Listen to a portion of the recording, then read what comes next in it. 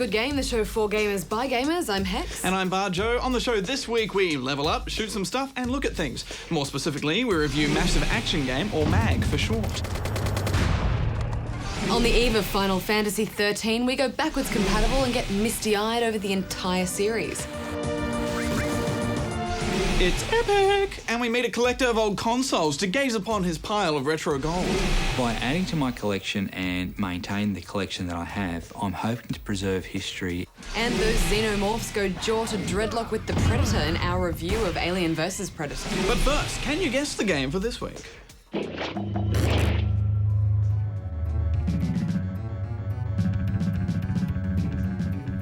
Well, I think we need to know the latest news headlines. Badge, would you do the honours? Most certainly.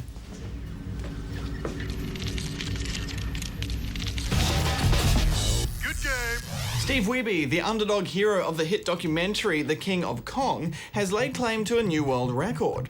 Wiebe recently hit a score of 1,190,400 on Donkey Kong Jr., an unprecedented score for the 1982 arcade smash. Unfortunately for Wiebe, his nemesis and rival Billy Mitchell still holds the world record for regular Donkey Kong, a title Mitchell seized from Wiebe in 2007.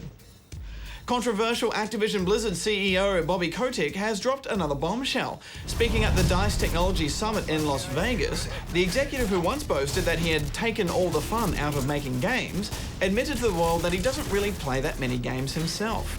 He told the conference, "I play from time to time, but the nature of my personality is such that if I was regularly playing Modern Warfare 2, I would not be able to stop and it would be at the expense of all my regular responsibilities."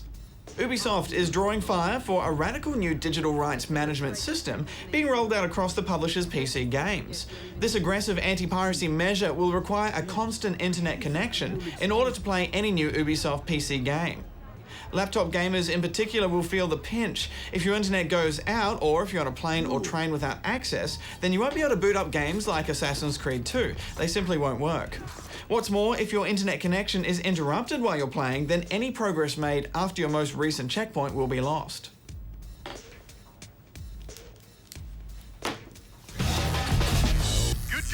It's been many an FPS's dream to be a part of a massive, full-scale battle with hundreds of human opponents, and the thought of it's quite exciting, but the hardware and software has arguably never really been there to pull it off, or maybe just no one could be bothered. Until now. M.A.G stands for Massive Action Game. It's an online multiplayer FPS that can support up to 256 players at one time. You pick one of three sides, Seva, Raven or Valor, and each have their own gear differences. Raven are all about high-tech gadgetry, Seva has battle-hardened soldiers, and Valor are somewhere in between. There's been a lot of internet chatter that Seva are actually a bit overpowered, but it's kind of hard for us to gauge this because it's just so slow to unlock all of their gear. And in fact, you won't even get to play in the big 256 battles until you reach level 8, and that can be anywhere from 4 to 6 hours in. Yeah, and until then you start out so gimped, you're really useless except for being target practice for everyone else. I guess it's because they want people to stay in the game as long as possible. There's no single player here, and lots of tasty unlocks will do that. But that also runs the risk of people getting bored and frustrated with it early on just by playing with crappy gear. Yeah, especially because you're only playing on a small number of maps. As far as the controls go, though, they're responsive. Gunplay is solid and has a nice flow to it. They're taking back A. Rounds are very similar to a game of Battlefield. You'll spend much of your time waiting for a spawn wave, wandering up to the action, getting snapped, rinse and repeat. And with so many players online at once, camping can become a real problem in some of the game modes. Yeah, make friends with medics. Back in action.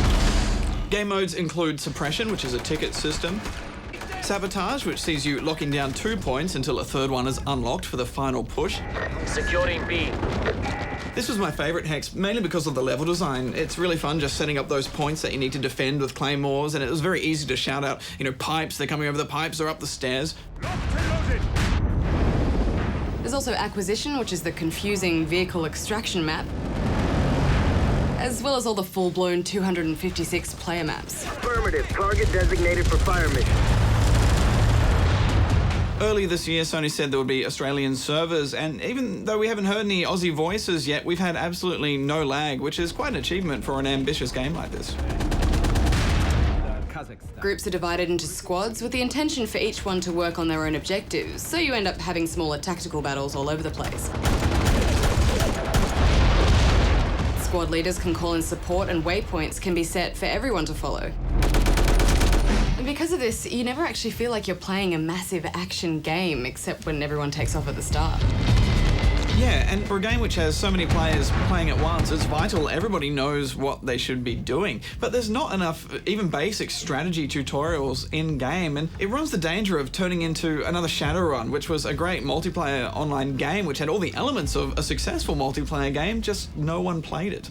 Yeah, it's like all of our other issues could be fixed in the future with patches and downloads, but none of this is going to matter because the longevity of the game relies on people playing it. I'm giving it 6.5 out of 10 rubber chickens. I like the ideas behind the command structure and the quick deaths and the gunplay, so I'm going to stick with it and just hope that we get a strong Aussie community behind it. I'm giving it 7 out of 10 rubber chickens. Good game. Good game.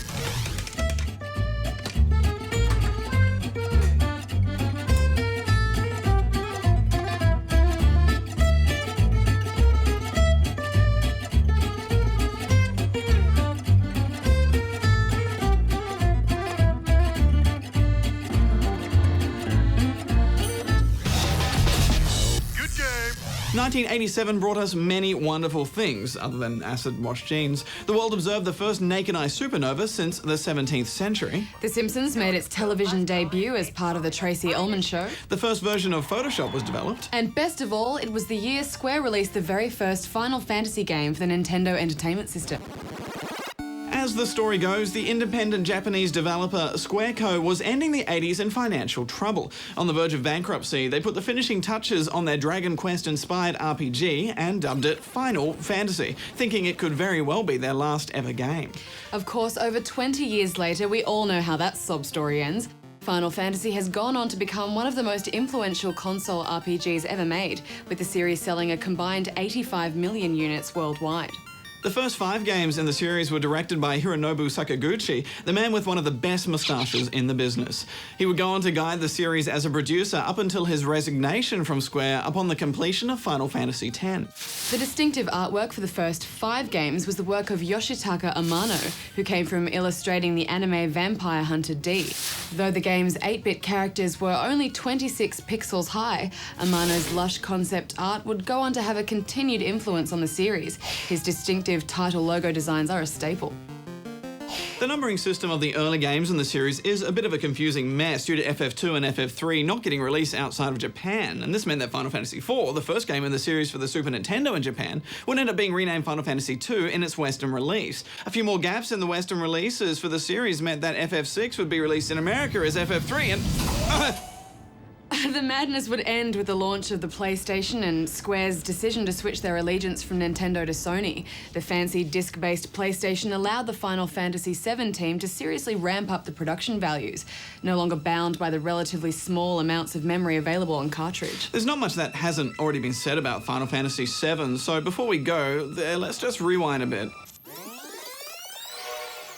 Final Fantasy IV on SNES, number 2 in America, was definitely a highlight of the first half a dozen games. It was when Final Fantasy started becoming more ambitious, embracing a complex plot and less stereotypic characters.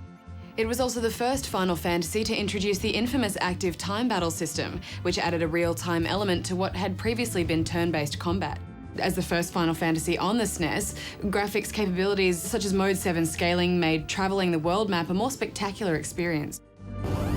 FF4's lead designer, Takashi Tokita, would go on to be the director of another Square classic, Chrono Trigger, as well as the event designer on FF7. Bit of a legend then. We'll forget he made Chocobo Racing for PlayStation. Speaking of chocobos, the Final Fantasy series is famous for having a number of recurring elements, despite each game having its own world and characters. Almost every Final Fantasy manages to squeeze in chocobos, moogles, cactuars, airships, the juxtaposition of technology and nature, elemental-based summons like Odin, Bahamut, Ifrit and Shiva, and even recurring character names such as Sid, Biggs and Wedge. Biggs and Wedge, who usually appear as comic relief, also represent the massive influence Star Wars had over the series.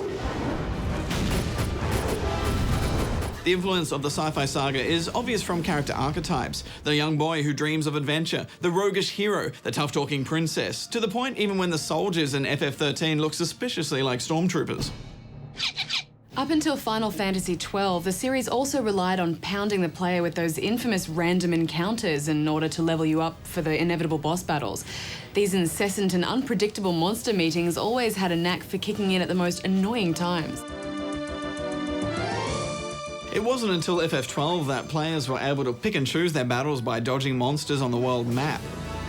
The visible monsters allowed for new gameplay features, with the player being sent on bounty hunts to scour the landscape for specific monster types.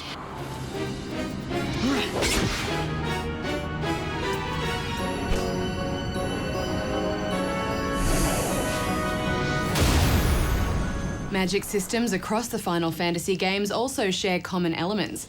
Typically, white magic is for the healing arts and black magic is for damage dealing. Items tend to always be the same too, from those resurrecting Phoenix Downs to blindness curing eye drops. And as different as the worlds are in each game, they all use the same currency: Gil! The music of Final Fantasy has brought us a number of stunning soundtracks by composer Nobuo Uematsu, another man with an awesome moustache. One of his most memorable pieces would have to be One Winged Angel from Final Fantasy VII, which has been performed by musicians all over the globe, including Australia's own Eminence Orchestra. Uematsu's work has made a significant contribution to the weight of emotion felt in various key scenes throughout the series, not the least the death of Aerith in FF7. A video game moment that may go down as one of the first to ever move gamers to actual tears. Hex, I'm sorry, I think I need to just take a moment and recenter myself. It's emotional. Don't touch me.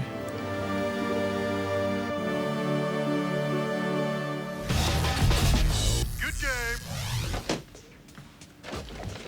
Badge, what are you doing? I'm collecting games to help maintain the glorious history of gaming past. It's a tough job, but someone's got to do it, so... Somebody already is doing it, Badge. We visited him and his collection this week. Hi, I'm Matt Goodwin, video game collector and historian, and welcome to my collection. Started collecting in the mid-90s. For a long time, right through the 80s, I was an arcade buff. I spent a lot of time on Street Fighter, Galaga, Galaxian, 1942, and the home consoles never really met that standard. Then a friend of mine introduced me to her CD32.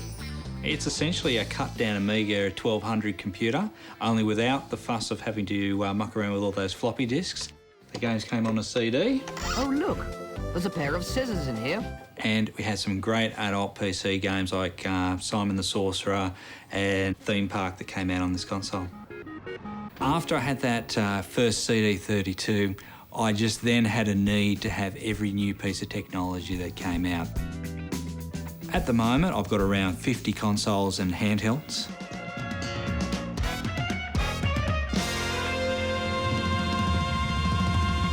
The oldest console in my collection is a Magnavox Odyssey. Magnavox presents Odyssey, the electronic game of the future. They were the very first gaming system, and they were really the ones that brought Pong into the home and got the ball rolling.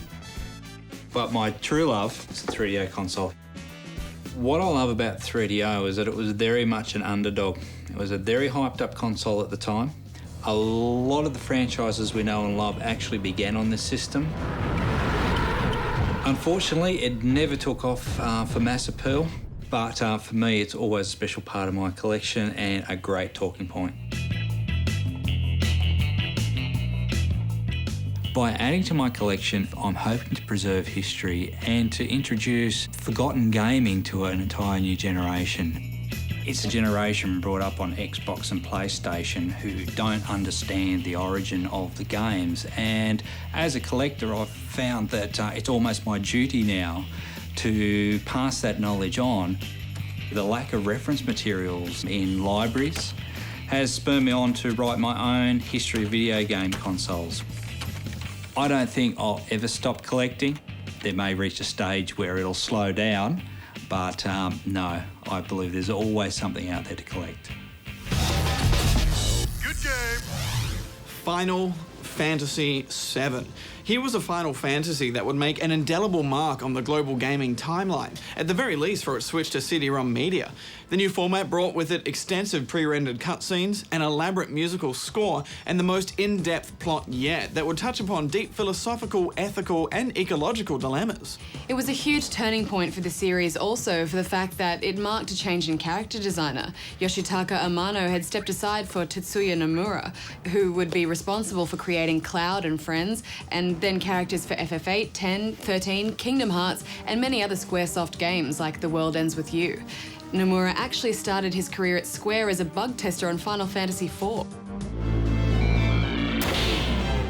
The Final Fantasy license has enjoyed a whole catalogue of spin-off games such as FF Tactics, Crystal Chronicles, and Dissidia, as well as books, anime, and even a full-blown computer-generated film, The Spirits Within. The dream is always the same. Unfortunately, the entirely computer-generated film helmed by Sakaguchi was a flop at the box office. Its failure caused shockwaves at Square, resulting in the demise of its film production company, Square Pictures. A $135 million budget and not a single chocobo. Square's follow-up to FF7, FF8, obviously had a lot to live up to, and reactions to it were mixed. It didn't really capture the hearts and minds of gamers like 7 did, though the story of Squall Leonhardt was still a fascinating one with its semi-futuristic setting, including elements of time travel.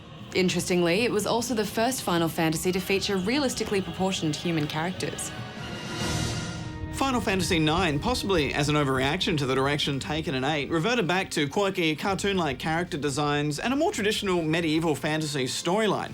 The result? Even fewer sales than 8. It was starting to feel like the series had run out of steam on the PlayStation.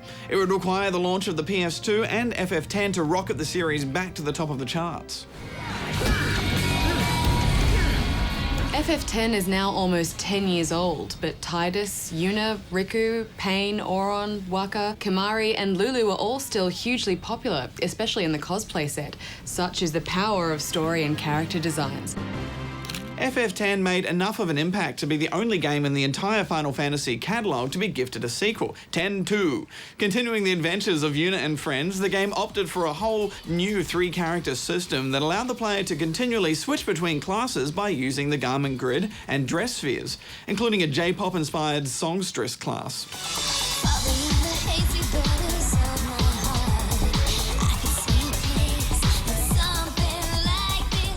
In 2003, Squaresoft merged with Enix to form Square Enix, bringing Japan's 2 biggest RPG franchises under the one banner. Up until that point, there had been a Final Fantasy game released every year, FF8 in 1999 through to FF11 in 2002, but gamers would have to wait a long 3 years before the release of Final Fantasy XII.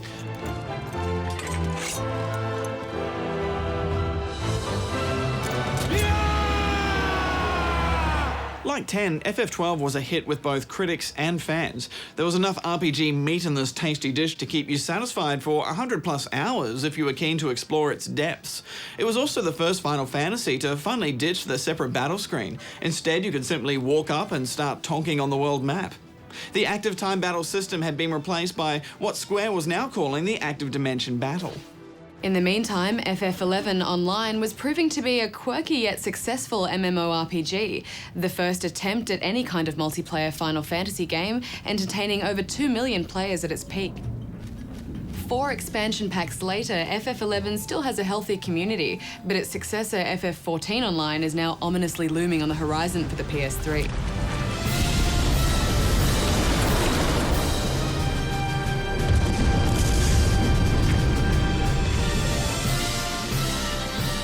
Well, that wraps up our rather long look at the Final Fantasy series. Now, to Final Fantasy 13.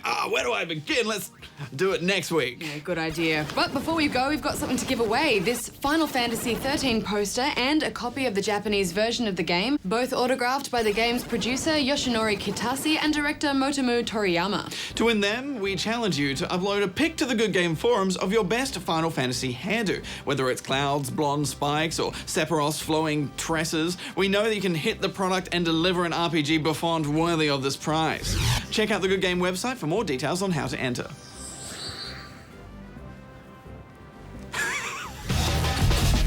Good game. From the makers of the Simpsons game and Aliens vs Predator comes Aliens vs Predator for PS3, 360, and we reviewed it on PC. A bunch of humans have discovered an ancient Predator temple, and upon activating some weird thing, the Predators jump into space to see what's going on and to find an ancient wristband. Amongst the chaos, aliens get loose and shenanigans ensue. There's a single-player campaign for each species, which you can play in any order. The Predator campaign is a little over 2 hours long, and you really feel like an overpowered, unstoppable beast with fishnet stockings and an array of gadgetry to take down anyone in your path. The Preds are all about fashion in this game, aren't they, Hex? And they've got hats too.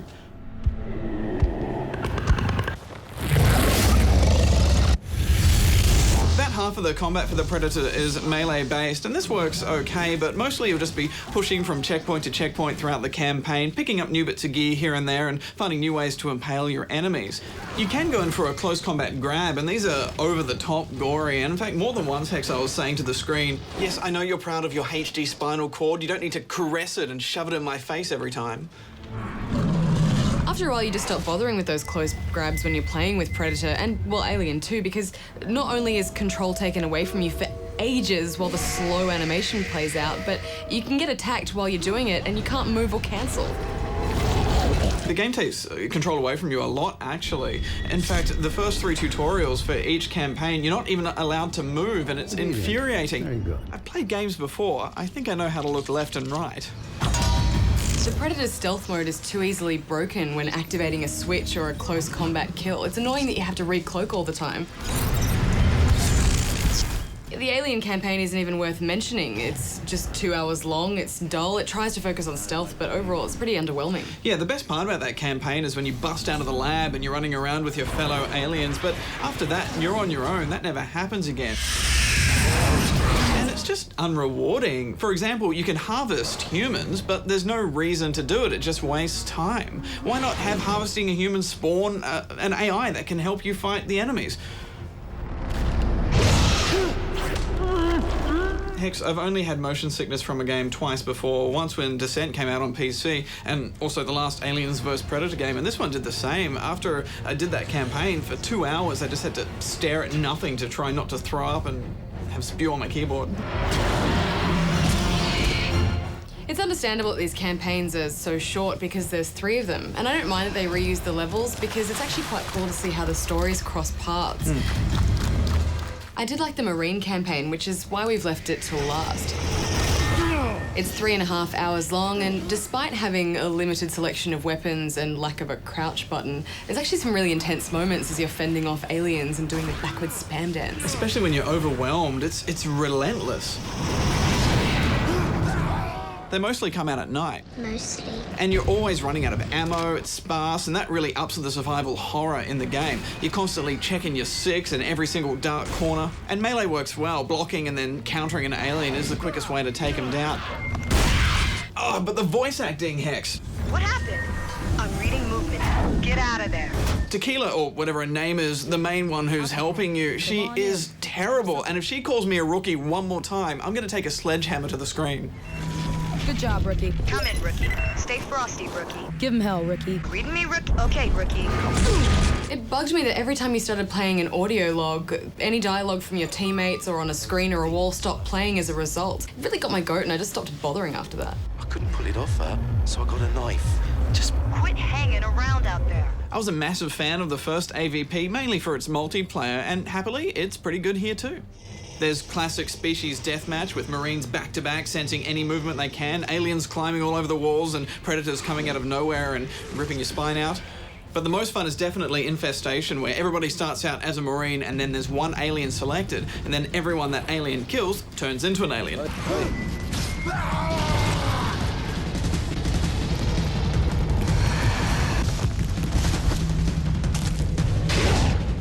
So good. I actually felt that the Predator was a little nerfed. I mean, maybe this was for multiplayer balance, but each race is quite different to play online, which is really refreshing. There are a few bugs in the game right now. Voice communication is a bit stuttery. That was close. And the game crashes if someone's trying to run DirectX 11 on a card that doesn't support it. And once again, we have no dedicated servers, so one bad ping ruins the whole match. Whoa, look at that ping. Developer Rebellion are actually working on dedicated servers though, so they might even be up by now. A big thanks to everyone who jumped on Steam for online shenanigans over the weekend. Final thoughts, Badge? Single player's pretty average. They need to work on their storytelling, but multiplayer is undeniably fun, so I'm giving it 7.5 out of 10 rubber chickens. I wasn't so impressed. I mean, I look at AVP as one of those games that should be greater than the sum of its parts, but it's just a shame that some of its parts weren't great. I'm giving it 6.5. Good game. So, Gamerinos, did you guess the game for this week? It was a pretty easy one this week. It was Alien vs Predator on the SNES. Released in 1993 but set in the year 2943, this side-scrolling beat-em-up had you fighting through the streets of Vega 4 as a predator, slaying various types of aliens with many of the Predator's signature weapons and abilities. Well, that's it for this offering. Next week, now that we're all mega brains and everything Final Fantasy, we check out the 13th in the series. Plus, Battlefield Bad Company 2, dedicated servers, a ragtag bunch of... And a reminder that Good Games Spawn Point can now be found over on ABC 3 on Saturdays at 7:25. Don't forget to drop by the forums and let us know your thoughts on the show or gaming in general. We have a poll going at the moment to let us know if gaming is affecting your sleep. And if it is, we'd really like to know. God, that looks painful. Just a flesh wound.